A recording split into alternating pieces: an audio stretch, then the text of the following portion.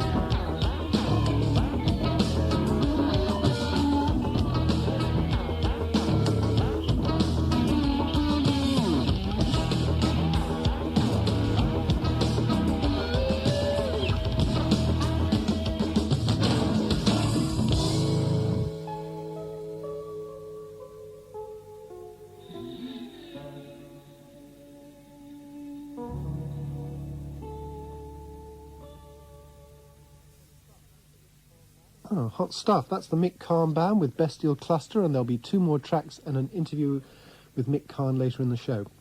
Now, followers of the European jazz label ECM will probably recognise the next two names.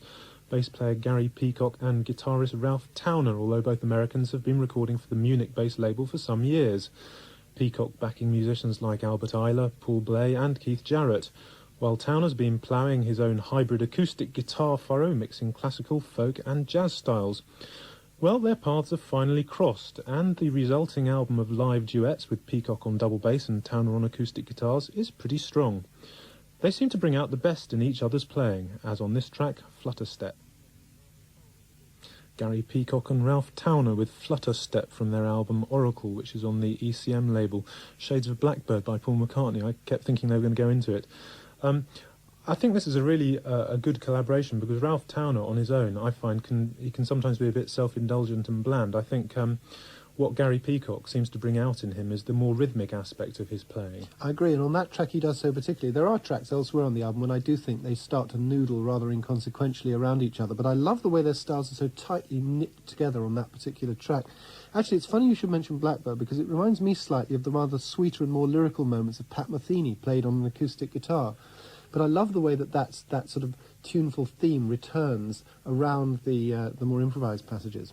I think it's interesting when there are no drummers or percussionists, because what the musicians have to do is they have to come up with their own pulses. You can't rely on just playing along to a backbeat, so every note counts in a much more detailed way than it would if there was a drum beat there.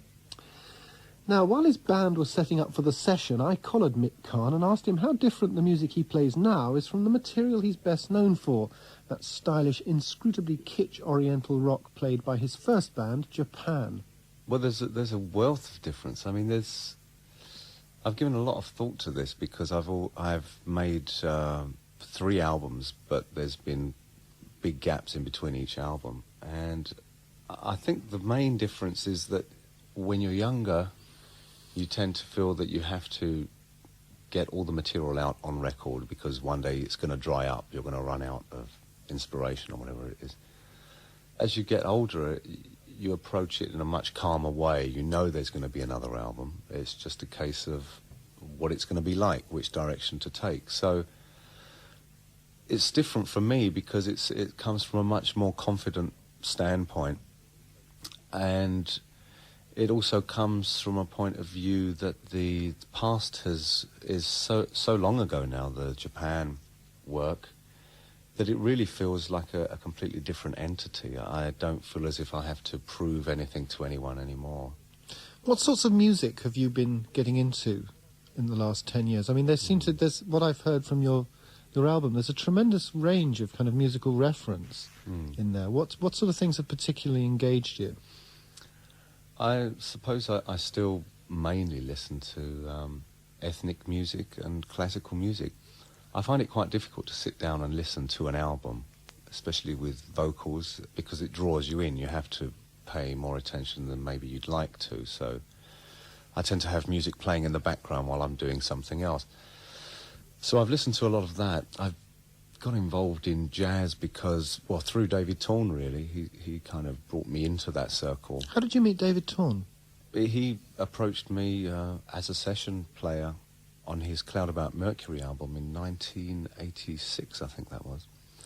So we ended up doing a couple of tours together with various lineups. So it's just gone from that strength to strength, really. We're very similar in our thoughts about music. How? We both like to shatter people's illusions, really, break new ground and play the things that you're told for so much of your life that you're not supposed to play. You know, notes that don't go with other notes that actually appeal to us both very much. And is this coming out of a sort of jazz influence? It certainly is for David Torn, I think. For myself, to be completely honest with you, I don't listen to a lot of jazz. I find it quite intense, which goes against what I was saying about having it on in the background. So I don't particularly enjoy that. No, for me, I think it really comes from never having really learnt how to play the instrument, never really knowing what the note is I'm playing on the bass guitar. I still haven't sat down and learnt that, and I'm actually a little bit frightened to do so in case it changes the way I play. You've got a very recognisable style, a style, in fact, that Mark, my co-presenter, and I discussed when we played a track from this album. And Mark was going on about how influenced he thought you'd been by Jaco Pastorius. Is that an influence you acknowledge? That's very interesting. No, I wish I could give you a list of bass players that I've been influenced by, but to tell you the truth, when I started playing bass, there was nobody who really grabbed me as a bass player that I put the record on and tried to play along to. It was never like that. When Japan started receiving recognition, the English press started saying that I must go to bed with headphones on listening to Jaco Pastorius. So I decided from that point on that I would never listen to Jaco Pastorius. Now, after his death 3 years ago, the owner of CMP Records, who I'm with now, couldn't believe that I'd never actually heard him and bought me my first Jaco Pastorius CD. So now I can appreciate what an incredible bass player he was. But I wouldn't say he's been an influence. Tell us about the pieces you're going to play for us tonight. How much have they been worked out? How much are they improvised? What are they? They're all off the Bestial Cluster album. They were written in an improvisational way, I suppose. I mean, I used computer to write this album, which is something I've never done before. But I can only go up to a certain point because the instruments I play, you can't MIDI up to a computer. So I've tried to give as much freedom as I can to the actual musicians to translate what they hear from the computer into their own vocabulary, if you like. They're really experiments with rhythm. That's something that's very important. So I spent a lot of time choosing rhythms that I'd never really played with before, just to see how I would adapt them to my own style.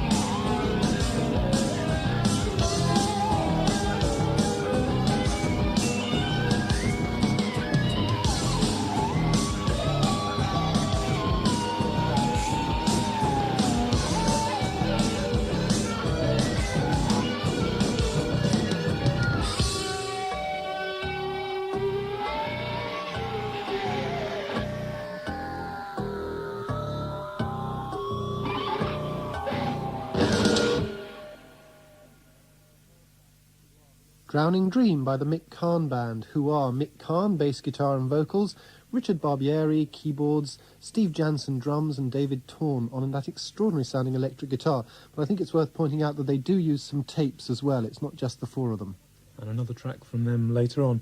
And I thought I noticed a bit of tango music in there, which is very appropriate, because our next track is by the Argentinian accordionist and composer Astor Piazzolla. His music is a very interesting mix. He was brought up in the world of tangos by his musician father, and the young Piazzolla imaginatively laced this traditional form with some of his own interests, Stravinsky shifts of rhythm, lush Ravellian arrangements, and splashes of chamber jazz. And he had the knack of choosing sympathetic musicians. His compositions demand brilliance and flamboyance, and such is the quality of his sidemen that he always seems to get it. The result of all this is music that's peculiarly original and moving.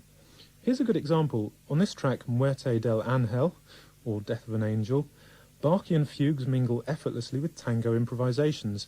And if you're slightly baffled by the rock star level of applause, it's because this concert, played with his final quintet, was recorded in New York's Central Park in 1987.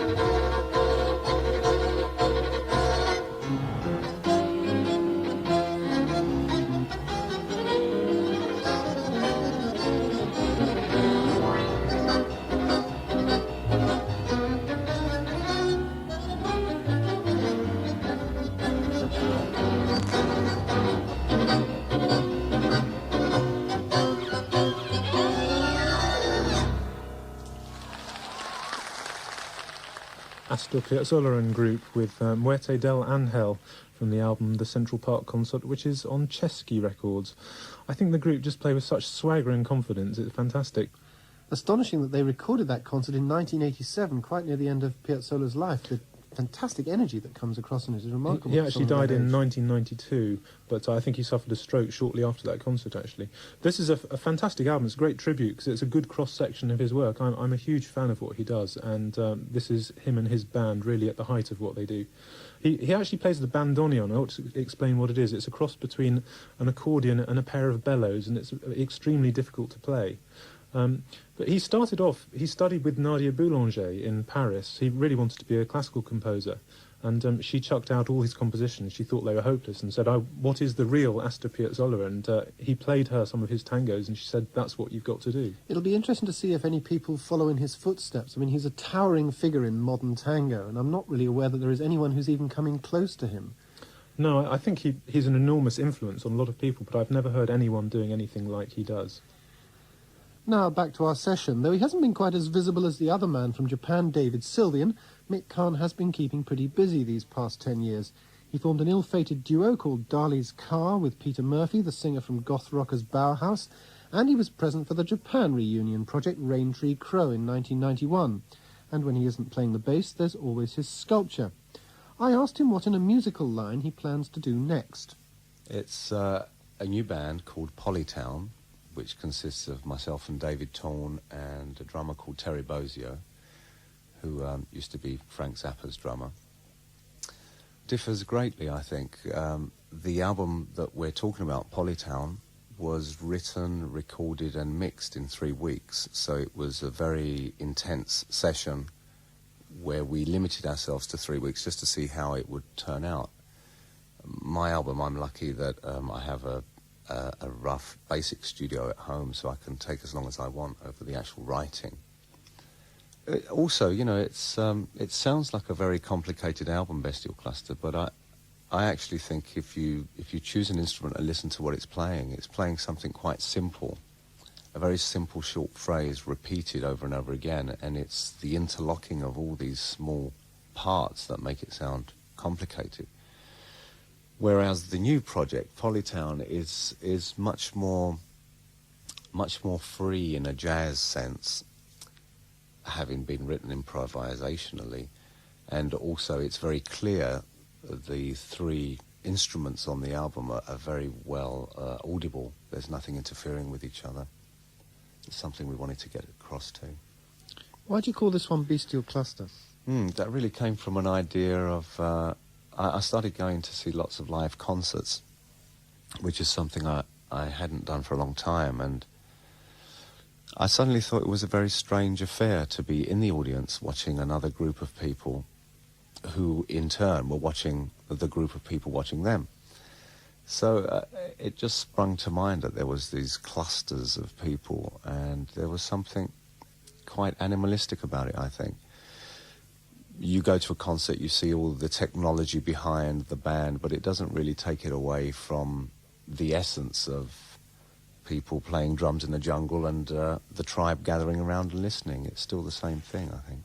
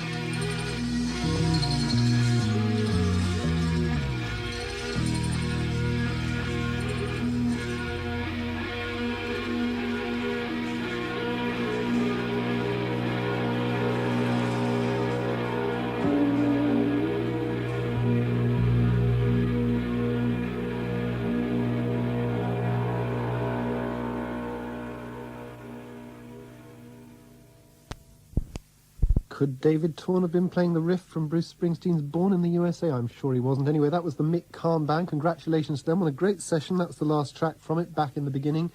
Really enjoyed that.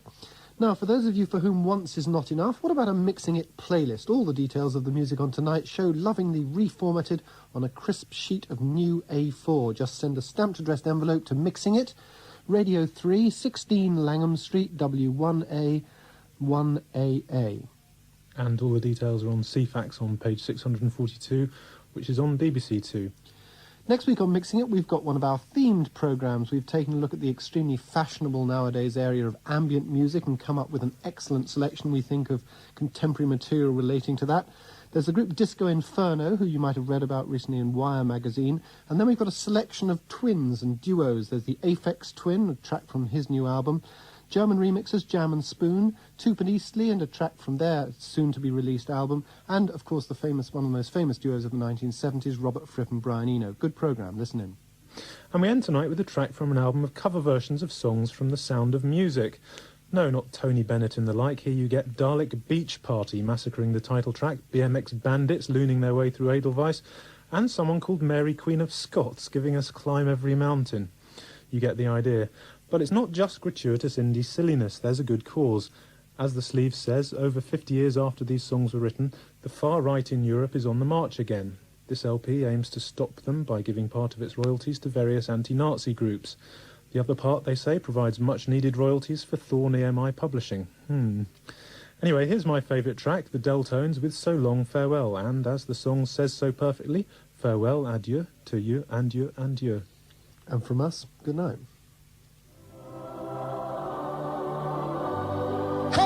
Stop the sampling, can't you see the Deltones in session?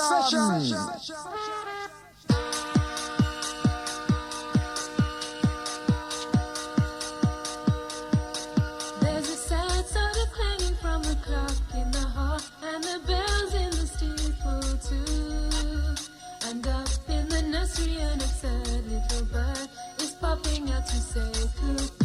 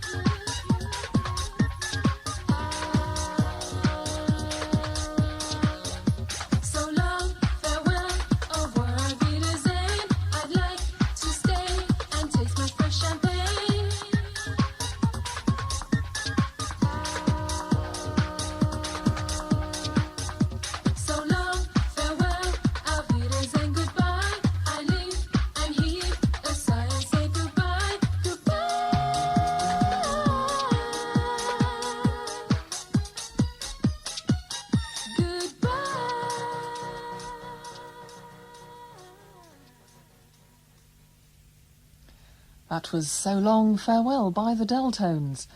Mixing It was presented by Mark Russell and Robert Sandall and produced by Philip Tagney. And if you'd like a copy of the Mixing It playlist, let me just remind you of the address. Send a stamped addressed envelope to Mixing It, Radio 3, 16 Langham Street, London W1A 1AA.